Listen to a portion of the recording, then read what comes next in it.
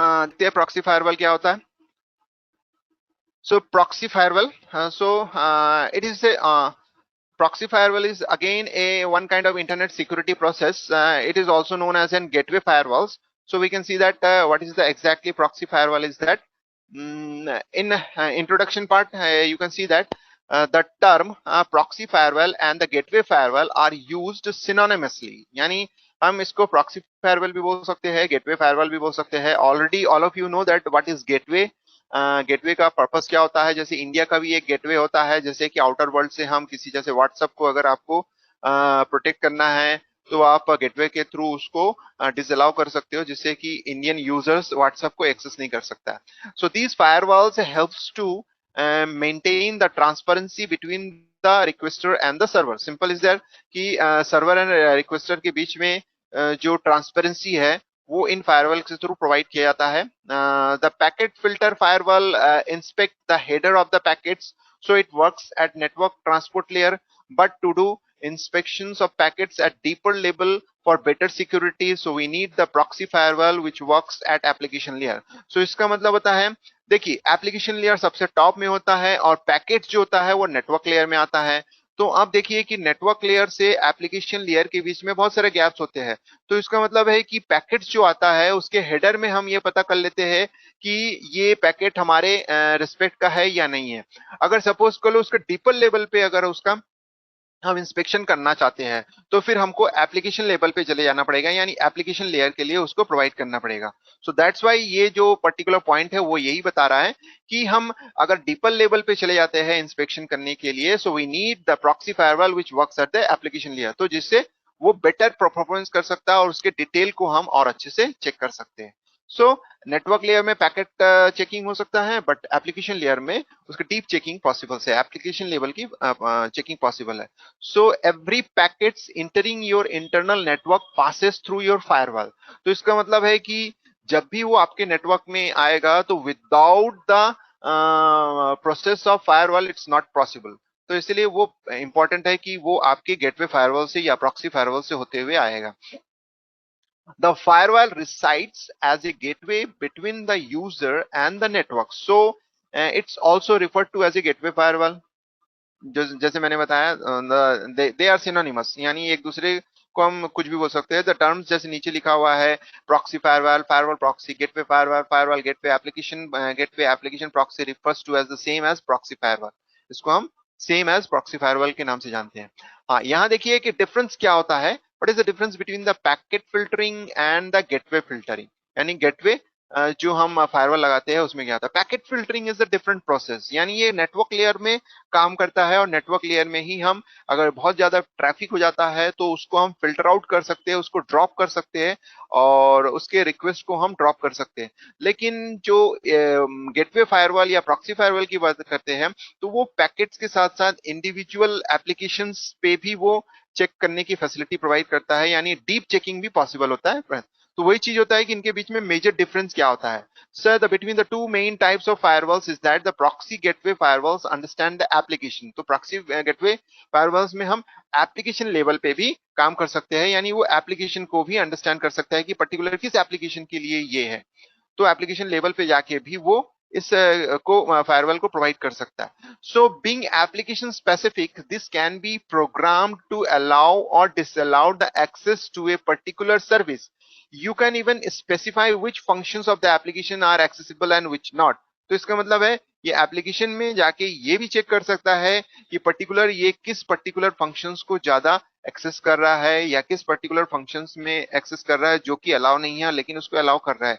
तो इन चीजों को हम इसमें प्रोटेक्ट कर सकते हैं. So you can even specify which function of application, तो ये प्रोवाइड कर सकते हैं, यानी एप्लीकेशन लेवल पे जाके भी हम इसको प्रोवाइड कर सकते हैं कि किस पर्टिकुलर जो हमारा एप्लीकेशन है उसके किस फंक्शन को एक्सेस कर सकता है.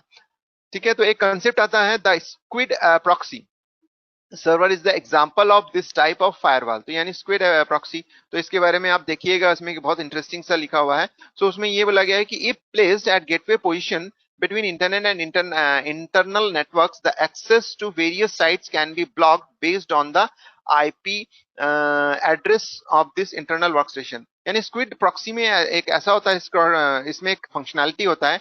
सपोज कर लो कोई आउटसाइडर जो होता है, कोई क्लाइंट जो होता है, बार बार आपके सर्वर को रिक्वेस्ट कर रहा है, तो उन रिक्वेस्ट को वो कॉन्करेंटली चेक करता है कि अगर ऐसा कुछ है जैसे कि बार बार वो रिक्वेस्ट कर रहा है, तो उसको वो प्रोटेक्ट कर देता है। तो यानी ये जो चेकिंग होता है, ये one of the kind of squid proxy जो होता है, सर्वर की फंक्शनैलिटी होता है इसके। तो इसके बारे में और अच्छे से आप पढ़ सकते हैं, बहुत इंटरेस्टिंग सा टॉपिक्स है कि स्क्विड प्रॉक्सी कैसे काम करता है। तो you can go for it for the Google, यानी आप उसको गूगल करके आप फाइंड आउट कर सकते हैं।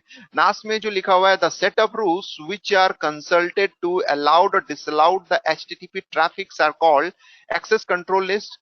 Not only this but the bandwidth also can be control. तो इसका मतलब है, हम अगर अलग तरीके का देखना चाहते हैं तो इसके थ्रू हम अपने बैंडविड्थ को भी कंट्रोल कर सकते हैं। जैसे वन ऑफ द काइंड मैंने बोला स्क्विड कंट्रोल, जिससे कि ह्यूज नंबर ऑफ ट्रैफिक आ रहा है उसको हम अवॉइड करके भी कर सकते हैं। कुछ एडवांटेजेस है, यू कैन सी दैट कि since the gateway understand the application so the packets inspections is better, इसका एक एडवांटेजेस है।